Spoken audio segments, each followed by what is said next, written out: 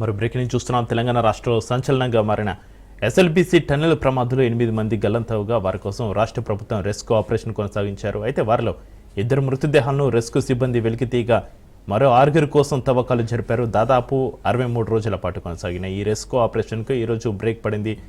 దీంతో టన్నెల్లో నిర్విరామంగా వర్క్ చేస్తున్న ఎస్కవేటర్లు బయటకు వచ్చాయి. ఈ రెస్క్యూలో శిథిలాల తొలగింపు దాదాపు పూర్తయినట్లుగా సమాచారం. కేవలం డేంజర్ జోన్లో మాత్రమే శిథిలాలను తొలగించాల్సి ఉన్నట్లుగా అధికారులు తెలిపారు. సాంకేతిక కమిటీ సూచనల మేరకు 3 నెలల పాటు ఈ సహాయ చర్యలను నిలిపివేశారు.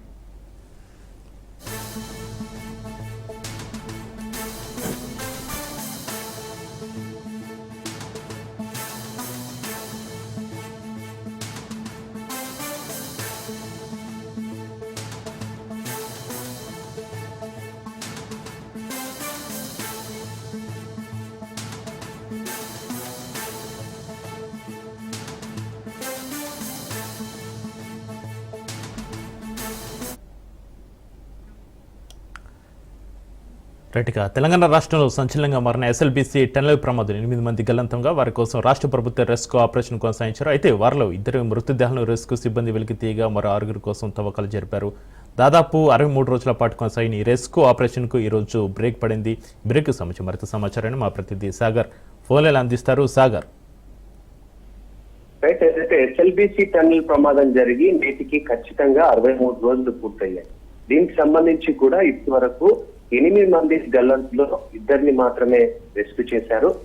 వారిని వాళ్ళ మృతదేహాలన్నీ కూడా బయటికి తీయడం జరిగింది. వాళ్ళ సొంత గ్రామాలకు కూడా పంపించడం జరిగింది. దీనికి సంబంధించి ప్రభుత్వం కూడా 25 లక్షల ఒక్కొక్కరికి 25 లక్షల ఎక్స్గ్రేషియా కూడా ప్రకటించారు.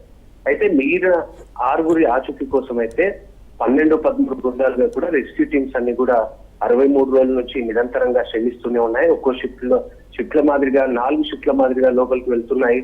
దాదాపు 120 మంది ఒక షిఫ్ట్ పనిచేస్తున్నారు. దీనికి సంబంధించి ఇప్పటి వరకు లోపల ఉన్న ఏదైతే టన్నెల్ బోరింగ్ మిషన్ సంబంధించిన విడి భాగాలనంతా కూడా బయటికి తీసుకొచ్చారో, అక్కడ ఉన్న బురద మట్టి శిథిలాలంతా కూడా బయటికి తీసుకొచ్చారు. దీనికి సంబంధించి కన్వేయర్ బెల్ట్ ద్వారా ఇదంతా కూడా బయటికి పంపించారు. అంతేకాకుండా లోపల ఉన్న సీఫేజ్ వాటర్ అంతా కూడా డివాటరింగ్ చేస్తున్నారు. అయితే దీనికి సంబంధించి ఇంతకాలం కొనసాగించిన ఈ సిబ్బంది అంతా కూడా నేటితో వెనుదిరిగారని చెప్పుకోవచ్చు. ఎందుకంటే ఏదైతే ప్రమాదం జరిగిన ప్రాంతంలో పూర్తిగా సీఫేజ్ వాటర్ అధికంగా వస్తుంది. అదంతా కూడా ఒక రెడ్ లైన్ తో అంతా కూడా ఒక రిస్ట్రిక్టెడ్ ఏరియా కూడా పెట్టుకోవడం జరిగింది. అక్కడంతా కూడా ఒకవేళ ఆ 40-50 మీటర్లంతా ఒకవేళ తవ్వితే పైనుంచి ఇంకా శిథిలాలు మట్టి బురద వాటర్ అంతా కూడా హెవీగా రావచ్చు. అక్కడ రెస్క్యూకి వెళ్ళిన సిబ్బందికి కూడా పూర్తిగా ఇబ్బంది కలిగే అవకాశం ఉన్నట్లు కూడా ఇప్పటికే ఈ ఏదైతే ఎన్డీఆర్ఎఫ్ సంబంధించిన మిగతా బృందాలన్నీ కూడా అంచనా వేసి అక్కడ ఉన్న అధికారులకు కూడా చెప్పడం జరిగింది.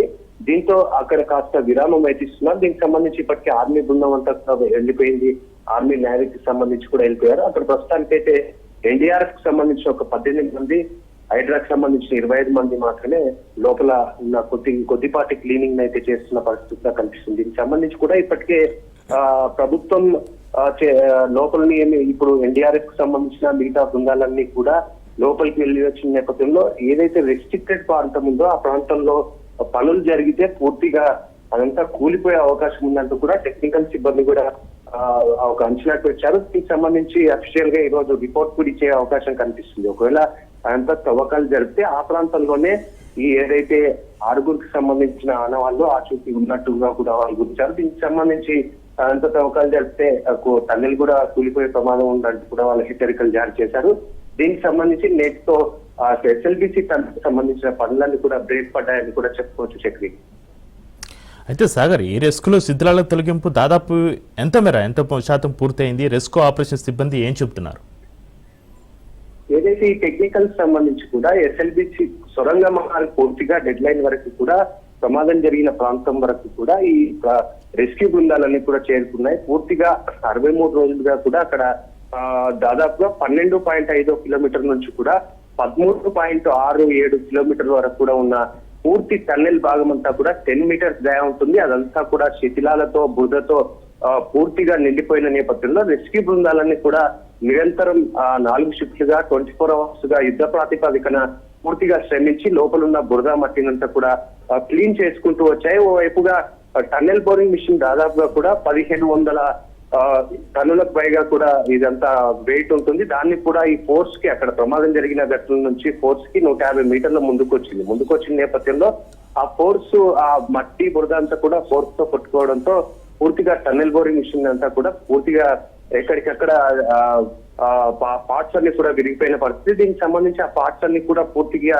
టన్నెల్ బోరింగ్ మిషన్ సంబంధించిన పార్ట్స్ అన్ని బయటకు తీసుకొచ్చారు. అక్కడున్న బురద శిథిలాలంతా తీసుకొచ్చారు. కాకపోతే ఎక్కడైతే ప్రమాదం జరిగిందో ప్రమాద ఘటనలో మాత్రం అదంతా కూడా పైనుంచి ఒక ఓల్ మాదిరిగా ఏదైతే సెగ్మెంట్స్ ఉన్నాయో సెగ్మెంట్స్ అన్ని కింద పడిపోవడంతో పూర్తిగా కాంక్రీట్ మాదిరిగా పూర్గా అదంతా కూడా ఫిక్స్ అయిపోయింది. ఆ కాంక్రీట్ మాదిరిగా ఉన్న 40 మీటర్స్ ప్రాంతం అంతా కూడా ఒకవేళ వీళ్ళు ఈ రెస్క్యూ బృందాలు దాన్ని తవ్వితే అక్కడ నుంచి మీద నుంచి ఇంకా కొండలు గుట్టలు ఉన్న ప్రాంతం అదంతా కూడా టైగర్ రిజర్వ్ ఫారెస్ట్ కాబట్టి ఫారెస్ట్ లో వాటర్ తర్వాత సీటేజ్ వాటర్ ఇప్పటికే 10,000 లీటర్లు నిమిషానికి కూడా వస్తుంది. ఇదంతా దృష్టిలో పెట్టుకుని ఆ రెస్ట్రిక్టెడ్ ఏరియా ప్రాంతంలో తిరిగి ఈ రెస్క్యూ బృందాలన్నీ కూడా అక్కడ సహాయక చర్యలను కొనసాగిస్తే మాత్రం పైనుంచి ఇంకా ఏ విధంగా ఎటువంటి వాటర్ బురద శిథిలాలు వస్తాయనేది కూడా అంచనా వేయలేకపోతున్నాయి. ఎందుకంటే ఒక్కసారిగా వస్తే ఇటు టన్నెల్ కి సంబంధించిన సెగ్మెంట్స్ అన్ని కూలిపోతాయి, వీళ్ళకి పోయిన వాళ్ళకు కూడా కొద్దిగా ఇబ్బంది కలుగుతున్న నేపథ్యంలో ఇదంతా కూడా బయటకు వచ్చే అధికారులకు వీళ్ళు సహాయక చర్యలు జరుపుతున్నప్పటి నుంచి కూడా ఒక రిపోర్ట్ ని తయారు చేసి ఇచ్చినట్టుగా కూడా తెలుస్తుంది. Right, thank you Sagar.